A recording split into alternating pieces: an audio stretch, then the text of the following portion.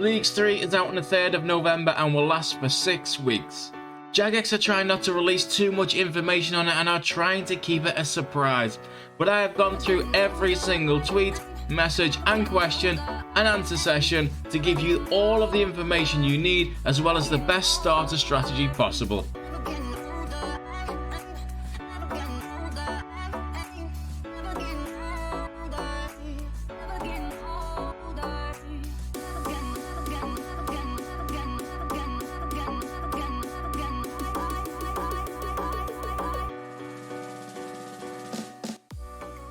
But before we get into all of the changes and strategies for Leagues 3, for those that haven't done Leagues before, it is a brand new game mode where everyone starts as a level 3 and all of their stats are at level 1 except for hit points, which starts at level 10. You have all of the rules of an Iron Man, however in this game mode you can get between 5 and 20 times the XP rate of the main game.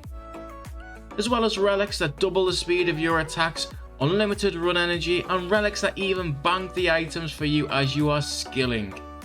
To unlock these powerful relics in previous leagues, they set certain tasks for you to do, such as killing a certain boss, crafting green d'hide chaps, smithing a mithril plate body, and each task gave you points. Once you reach certain thresholds of those points, you would then unlock a choice of 2 or 3 relics, as well as a passive effect such as an increase in the XP rate you received.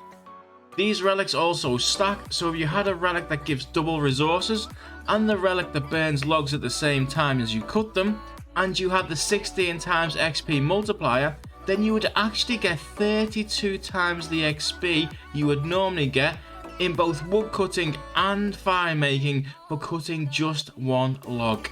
OP as hell and incredibly fun.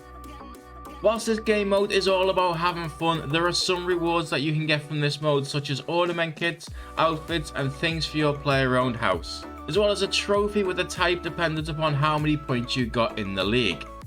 This year they have mixed it up, and the biggest change of all is that they are keeping their cards extremely close to their chest and are not revealing much at all. However, they have had many question and answer sessions on it, and after I put all of the information together, it is far more revealing than I think they ever intended. We start in a new location which hasn't been revealed yet, but in the strategy later I will explain where that will almost certainly be.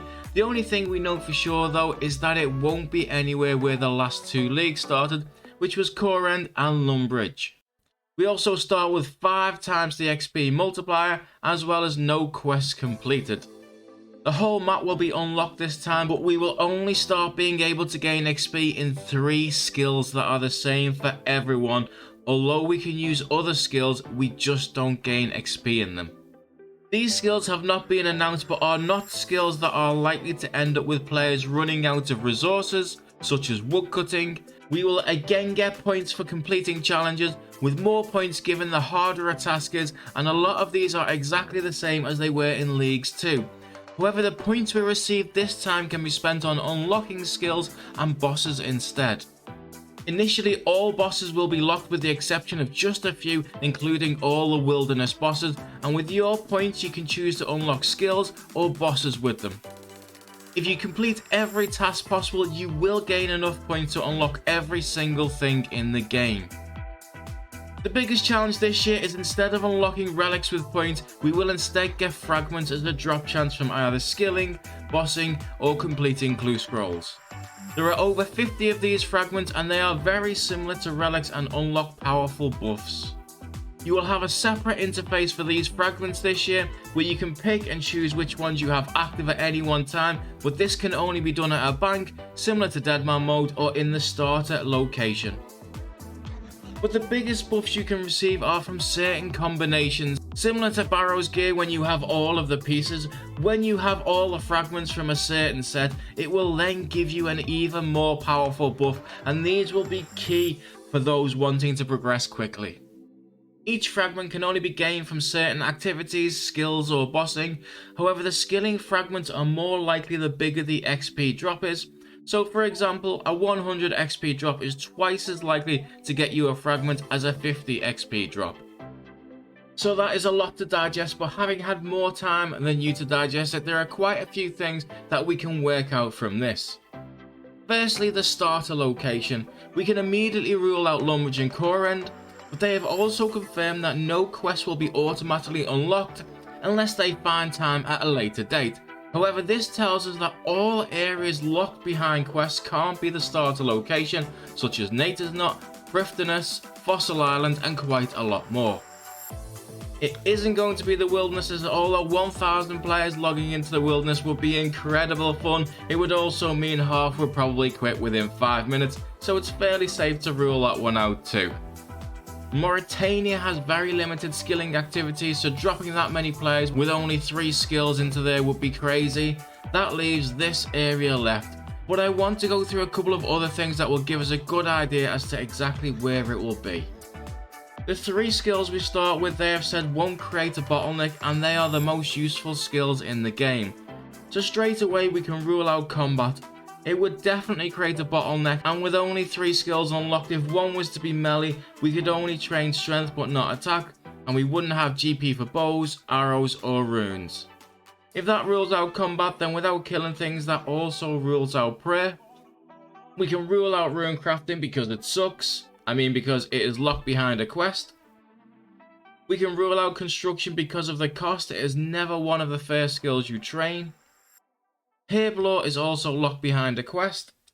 Crafting is viable but highly unlikely, as picking flax, shearing sheep and charter ships are the way to train at low levels and would all create a bottleneck and a lack of supplies for everyone.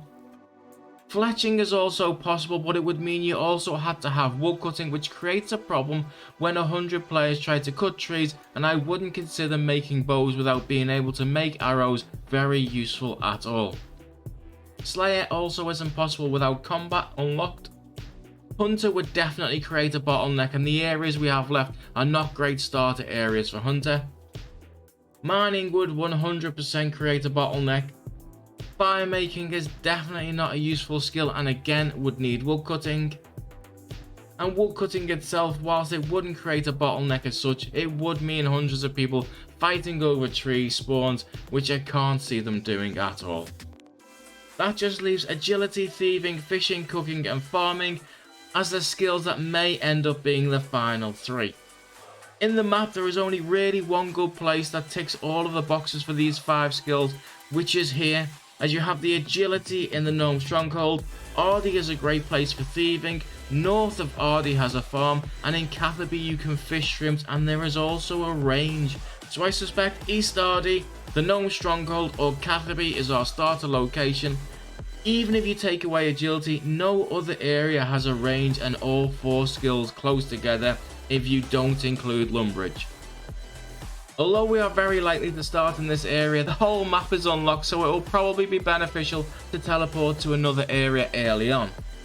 The biggest giveaway they let loose in the last question and answers was that fragments are received based on XP drops in each skill, and that when they tested quests, even though the XP drop was massive, it was likely but not guaranteed to get you a shard. However, this in itself tells us a few things. Firstly, that quests are included in the multiplier this year, and that you also get fragments by completing quests, making this absolutely the meta at the start. In the 5 skills that we may start with, these are the ones that you can complete either at a low level or without any requirements. As you progress, there are more quests unlocked, such as the Feud, which gives 15,000 thieving XP, but it requires combat to complete it, so I haven't included it here. After you have completed the quest that you can and are now receiving XP much faster in those skills, it is important to pick an AFK skill next that you can do whilst reading about the fragments and don't unlock anything else at the moment. Finishing high in the leagues is all about being efficient. If you play all day every day but don't do things in the right order, you still won't finish in the top 10%, and in leagues the key to that is to pick the right fragments and set effects that give you insane buffs. The fragment and set effects won't be released until the day, so at this point take the time to go through what each fragment and set effect does and how to get those items, whilst picking an AFK training method. Make sure to go for things that will increase your XP rates first, as the more XP you get, the more fragment and points you will get, and focus on quality of life fragments later. The skills and bosses you unlock should either be based on the best fragments and set effects you want to go for, or on fragments that will help you get those fragments faster. Whilst there is enough points to unlock every skill and boss, there is only just enough, meaning picking your unlocks this year is even more important, as it gets harder to get points as you level up. If you corner yourself with the wrong fragments and unlocks, you will end up grinding high level tasks without the correct buffs. An endless run is not going to help you catch a dark crab. If you do manage to do all of this, the rewards this year are a Void and an Elite Void ornament kit, Cannon ornament kit, new teleport animation, Mystic Robes recolor, Rune Crossbow ornament kit, and a new symbol on God books, just to mention a few. There is not a lot of information out there about Leagues 3 deliberately, as Jagex want to keep it a surprise for everyone, but I love theory crafting. I love going through the different strategies that you can do, what you're going to do before it starts. I love that element of it, so please comment below if you know anything that I've missed out on, and if there is any more information released, I will do another video on it closer to the time. I am Lilratbags, and thank you very much for watching.